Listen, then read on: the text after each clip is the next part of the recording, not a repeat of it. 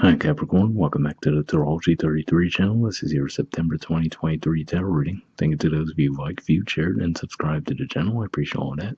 For those of you new to the channel, source will be in front of us. The Celtic crossword as always, and also pulled the 4 agreements, wisdom, oracle, and Mudra card for you guys. We're actually going to start the reading off by rolling those astrology dice we have in front of us to get an idea of where your focus should be as far as that goes.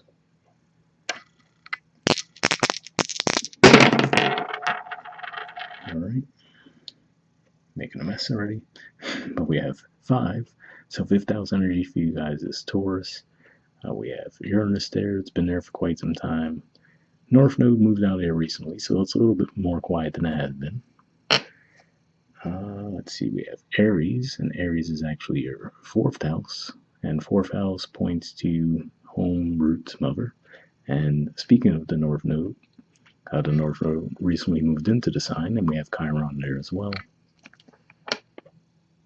And speaking of nodes, now we have the South Node, and the South Node is actually in Libra, which is your 10th house of career and social status. And of course, as we get toward the end of September, we'll be in Libra season. Alright, so off all that out of the way, we'll get started with the main spread. In the main situation position, we have the 5 of Wands reversed, and challenging that, we have the Chariot.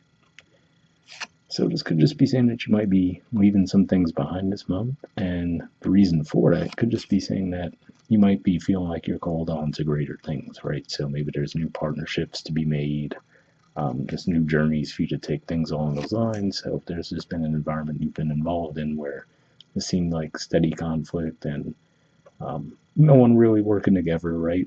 Those types of things, it could just be saying that you're going to be pulled toward a more healthy environment this month. Alright, in the foundation position, we have the World. So yeah, could just be saying that karmically, this could be one of those things that it's just time for you to get there, right? It could just be one of those things where you've learned whatever you were supposed to learn within that situation, within that dynamic, and now you're just called toward the next thing. Alright. In the past position, we have the Strength card.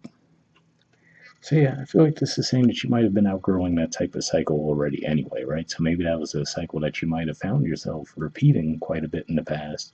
But I feel like seeing this show up in the past could just be saying that you might have gotten a handle on that recently, because you might have just felt intuitively that it was time to let that type of dynamic go as well. Alright, in the present position, we have the High Priestess. So yeah, this could just be saying that you could just be tapping into your intuition a lot more to figure out what your next step would be, right? So it could just be one of those things where, especially if this is a process you've been involved in for a long time, right? It could just be a big adjustment to actually move away from that and figure out what you want to do next.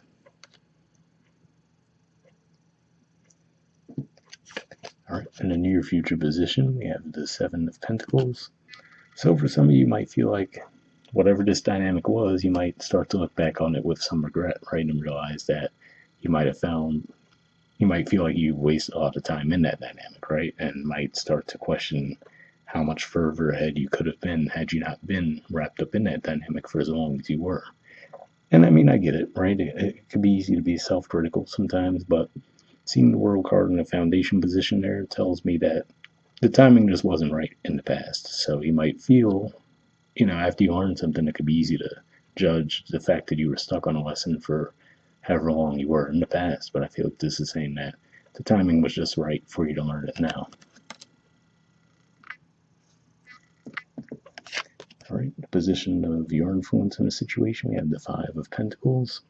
So yeah, this could just be saying you might, again, like I said, similar to what I was talking about with the 7 of Pentacles, you might just feel like you're behind now, right? Like, okay, I stayed in the situation for as long as I did, right? And now maybe feeling like you have nothing to show for it. For whatever reason, the card, there we go. I was going to say for whatever reason the card unfocused, but could just be one of those things where you're reflecting. Like I said, and maybe part of it is due to the nodal shift that we were talking about as it moved out of Taurus and into Aries. So it would just be one of those things where those were the areas of focus that you had at that time. Now your focus is shifting to new things, and you're going to be able to address those as you go.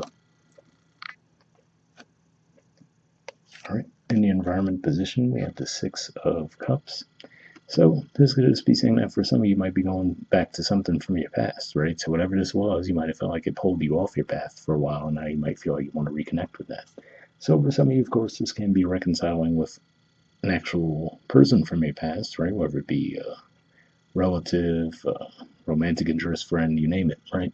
But if not that, it could just be saying that maybe it's tapping back into something that brought you some excitement, some joy when you were younger, right? So you could so, for example, maybe you got pulled into a very traditional uh, corporate type job, right? And maybe everyone was cutthroat, just trying to get ahead, not really trying to cooperate, right? And now you're like, I don't know if that really suits me anymore, right? And you might want to connect with something that you could feel a little bit more spiritually connected to, right? In hopes or fears position, we have the Ten of Swords. So, well, I wouldn't normally say the Ten of Swords would be a hope. I'm just looking at the artwork, right? But I feel like this is saying for a lot of you, I feel like it is a hope that you're like, yeah, I hope that I truly am done with that lesson, right? Already feeling like I lost more time than I needed to, being wrapped up in that lesson anyway.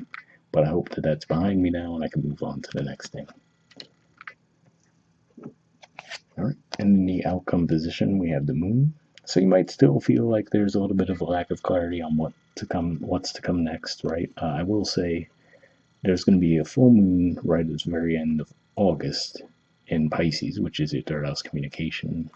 But then there's going to be a new moon in Virgo, and that's actually going to make a really supportive aspect with Uranus. So um, that's going to be a really positive shift for you, I feel, where you might start to see things a lot more clearly at that point.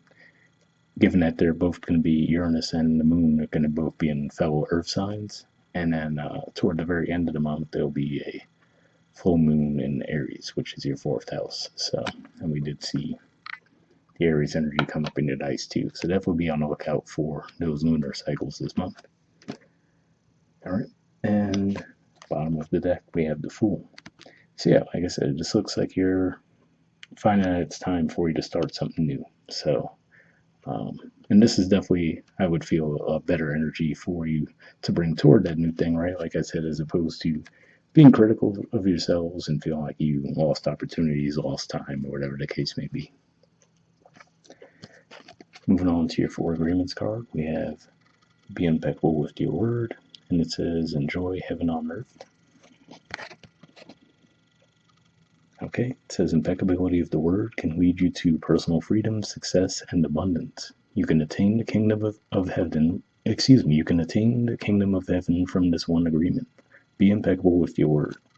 So, I wasn't exactly impeccable with my word there as I was reading that, but good reminder that there will be Mercury retrograde for the first half of September, basically, and it'll be post shadow in the second half. And it's about to start up at the time recording this. Hasn't physically started yet, but it'll be starting up right as Virgo season starts. So, something to keep in mind with that. Moving on to your Wisdom Oracle card, we have Deep Knowing. There's the artwork, and the number is 43. So, yeah, already reading that, like I said, with the High Priestess and some of the energies we talked about, like I was saying, I feel like deep down part of you knew that the cycle was going to come to an end and it was time for it to come to an end. But like I said, now it's just a matter of you might have that brief period of saying to yourself, well, okay, well, what's next, right? But let's see what the actual messages say in the book. Okay, essential meanings says intuition, listening to the oracle within, empathy, hypersensitivity. The oracle's message: intuition is the faculty that allows you to enter into a dialogue with Source, the consciousness that you are a part of but cannot see with the naked eye. It's perplexing that people are taught to ignore this natural capacity to navigate their journeys, to access their inner guidance. Know that you have an ability to read between the lines and find all the truth that was missing when the story was told. This deep knowing allows you to open a door of wisdom far greater than what is available in the limitations of human experience. You're given information that may make no sense whatsoever to the logical mind or five senses, but which is 100% correct and true. The trick is to listen and then to act accordingly. You're now invited into the sacred dialogue of deep knowing, so tune in and trust your vibes. They will be right. Ask and you will receive answers from unusual sources. So yeah, reading that message there takes me back to what I was saying, that a new moon in Virgo is going to be, I feel like, a key time where you guys might get some sudden insights and shifts that are actually going to help you out a lot. All right. The relationship message says there are occasions when you just know deep in your heart and soul that a person is going to play a meaningful role in your life. Someone crosses your path and suddenly, out of the blue, you're connected at a level impossible to describe. That feeling marks a moment in time etched indelibly onto your soul. Someone has entered your life who will be instrumental in your journey, so pay attention. Two hearts are calling to each other to begin an alchemical process. This is also a sign that your intuition about the person you care about is correct. Trust your heart to lead you now. Magic is about to happen. So definitely a positive message there, and that makes me think of that Six of Cups energy as well, so hopefully that resonated with you. Okay, the prosperity message says this is a time when your hunches will pay large dividends if you listen to them, take the risk, and act. Within you there is an oracular consciousness, a higher and deeper knowing that transcends the machinations of the smaller thinking mind.